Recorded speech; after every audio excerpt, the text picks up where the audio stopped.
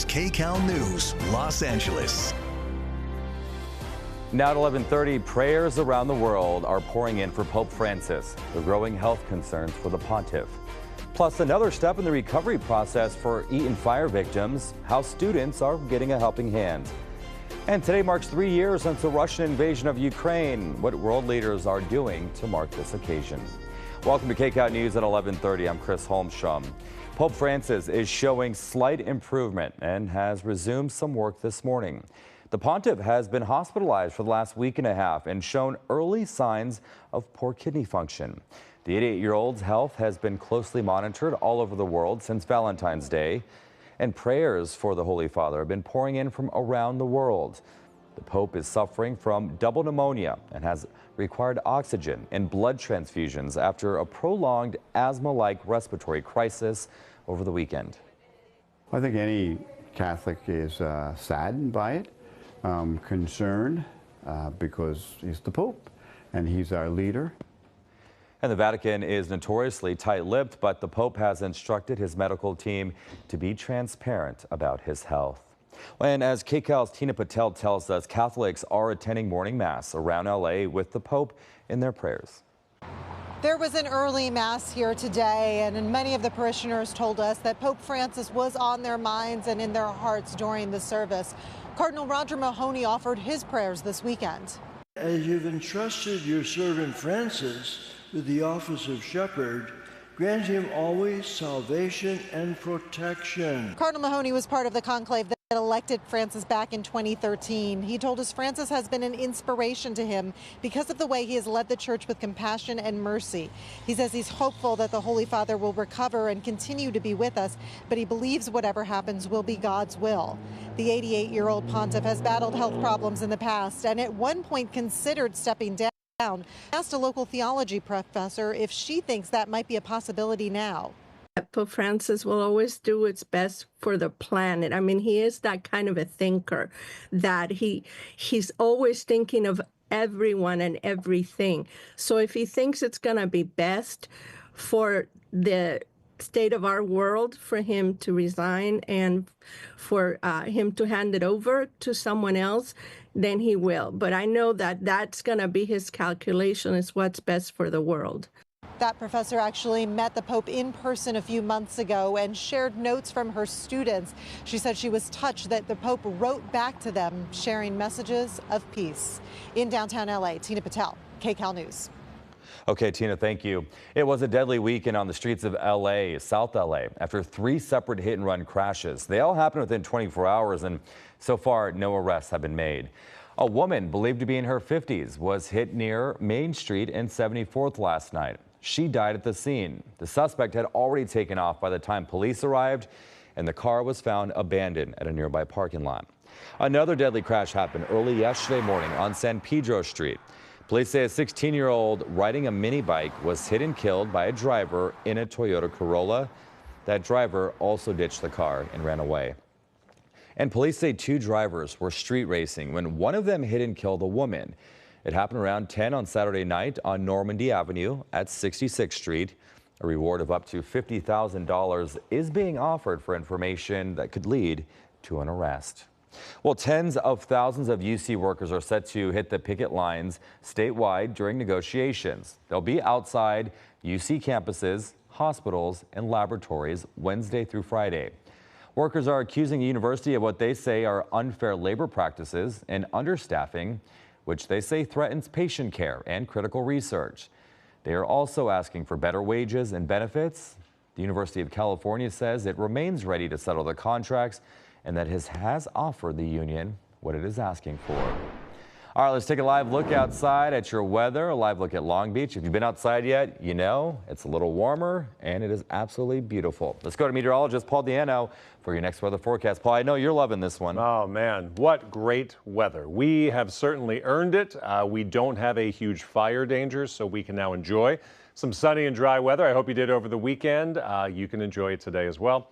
Tomorrow, Wednesday, Thursday, keeps going. Hollywood Hills, it is already 74 degrees outside. Not even lunchtime yet. 74 degrees. This is the view from the mountains. Your typical Southern California haze. It'd be really hard to not see that, but there's no low cloud cover out there. It is 64 degrees in the mountains. Temperatures keep climbing.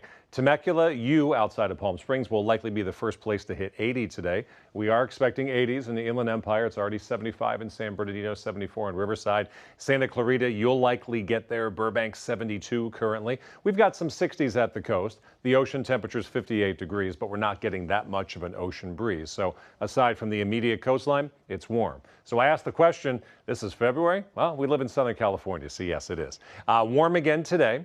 The peak of the warm weather will be coming up on Wednesday, especially for the metro area, which may approach 90 degrees, and lots of sunshine. No rain coming in until this upcoming weekend. Speaking of rain, here's where we are for the water year. We're kind of coming off the mountain now. March is much less rain on average than February, so if we're going to catch up, need to do it soon. Certainly not going to do it this week, but there are some rain chances for next week. We're sitting at 54% of average, the 30-year average from October 1st. When we reset the numbers through today, it's about 10 inches of rain. We're sitting at 5.5. Most of that came in one storm. Riverside, warm day today, sunny day today. That t-ball practice after school, give the kids a t-shirt to wear, not any long sleeves. 76 degrees at 5 o'clock. High temperatures today up to 76 for the metro area this afternoon. Valleys and Inland Empire, your highs will be in the 80s on the last Monday in February. Take a look at that 7-day outlook with a rain chance in it. That's coming up in a couple minutes. Chris. Today marks 3 years since Russia invaded Ukraine, setting off a deadly and costly war. And while U.S. policies on Russia and Ukraine have changed under President Trump, KCAL's Natalie Brand tells us European and world leaders are showing support in Ukraine's capital today. Demonstrations around the United States this weekend, and a moment of silence today of EU ministers marks 3 years since Russia invaded Ukraine. Many European and world leaders are in Kyiv for a summit and a show of support. We must do everything in our power to enable Ukraine to secure a just and lasting peace. It is not only the destiny of Ukraine that is at stake, it is Europe's destiny that is at stake. President Trump is at the White House meeting with French President Emmanuel Macron to talk about ending the war. The president's meeting with his French counterpart today and the British Prime Minister later this week come as European allies worry that negotiations between the U.S. and Russia could result in a less favorable outcome for Ukraine. We left a lot of it. Speaking at the Conservative Political Action Conference this weekend, President Trump said he believes he can negotiate an end to fighting, but is also pressing Ukraine for U.S. access to rare earth minerals. I want them to give us something for all of the money that we put up. And I'm going to try and get the war settled, and I'm going to try and get all that death ended. So we're asking for rare earth and oil, anything we can get. During a public feud with Ukraine's President Volodymyr Zelensky, Trump last week placed blame on Ukraine for the prolonged war. What the president has done is reframe the war in a way that's just not true, and I think it's evidence that Vladimir Putin is playing him. H.R. McMaster served as a national security advisor during President Trump's first term. Those were all the Kremlin's talking points that you heard him roll out. Over the weekend, Russia launched a record number of drones into Ukraine, destroying infrastructure and killing at least 3 people. Natalie Brand, KCAL News. A deadline for millions of federal workers is looming this morning after a weekend email from Elon Musk telling them to explain their accomplishments over the last week. Failure to respond by midnight could be considered quitting their jobs. The Fed Workers Union is calling the demand illegal and telling employees not to comply. A lawsuit has been filed. The fraudsters, liars, cheaters, globalists, and deep state bureaucrats are being sent packing. What they're doing is illegal. They cannot fire workers for not complying with this email.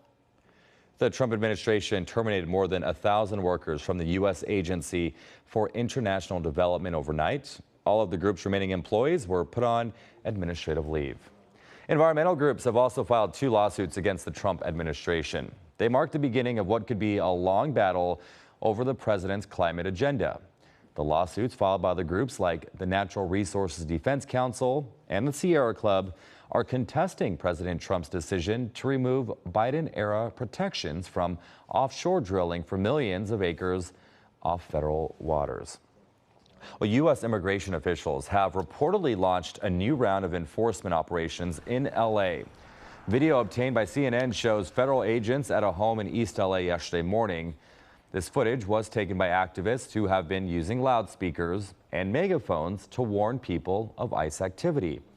The federal agents left after about 20 minutes. The ICE activity comes as the Trump administration ramps up enforcement of illegal immigration.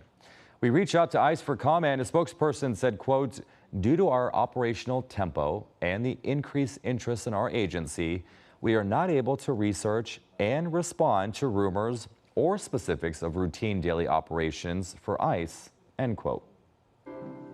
I'm not defined by what I lost. I'm only defined by what I can rebuild. What was once the home of a 96-year-old woman is now gone in the Palisades fire, but she is proving to be resilient in the face of adversity. And students who lost everything in the Eaton fire are getting a lot of needed help at school. We'll tell you why.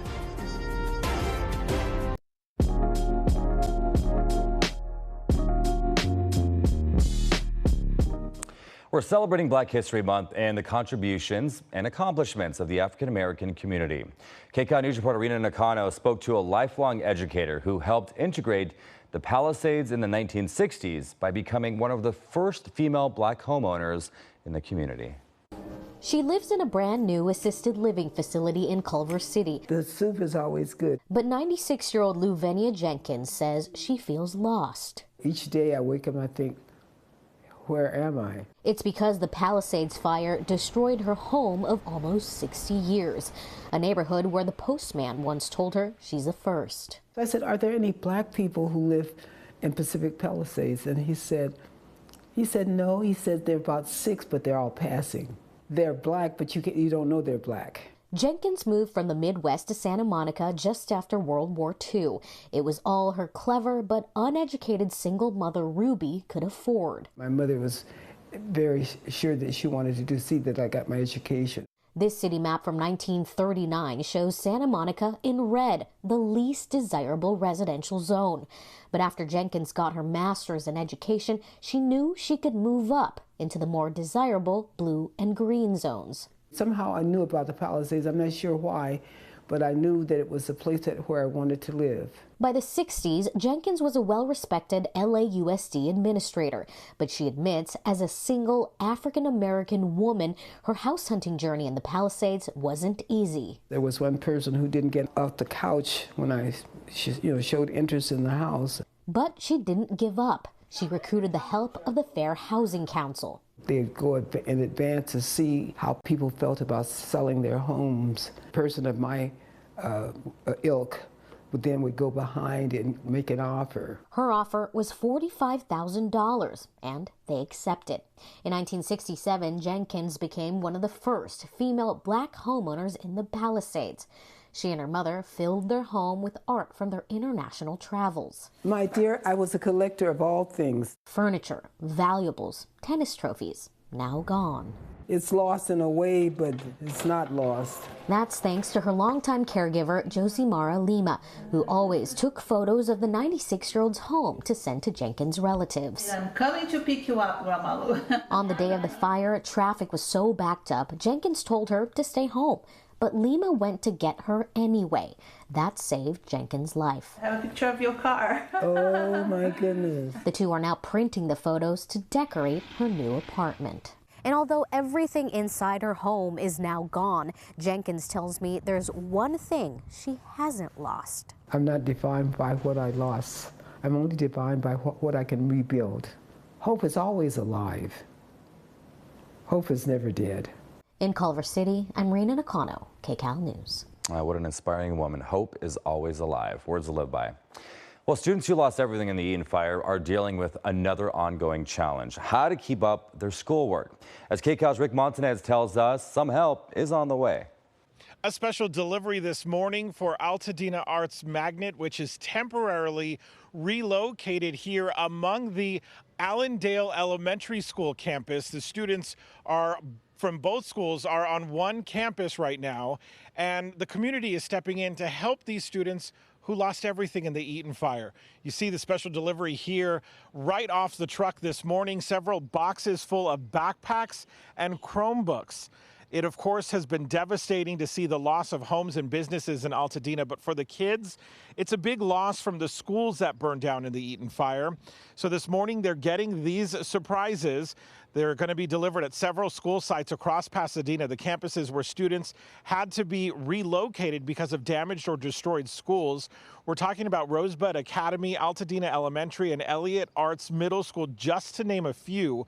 The Boys and Girls Club of Pasadena and the YMCA will also receive donations, more than 850 students in total. This is happening thanks to Brady Plus Ontario. It's a company that specializes in food service, packaging, and sanitation, which works locally within these schools.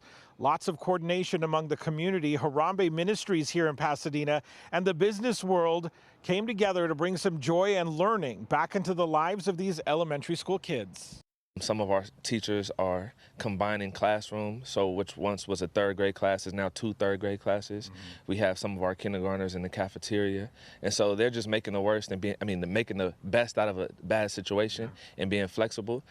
So I just think this is good for the soul. So thank you, Brady Plus. It's one of those things where if you don't have it, then you're really falling behind, and we realized that, and so it was one of those things that we felt like we needed to do, and it was very important for not just the students, but for the teachers and the faculty as well. They're also donating 50 printers, 30 first aid kits, and in those backpacks, also art supplies, notebooks, a lot of things that these students need just to get some sort of sense of normalcy as they continue their school days on a whole new campus.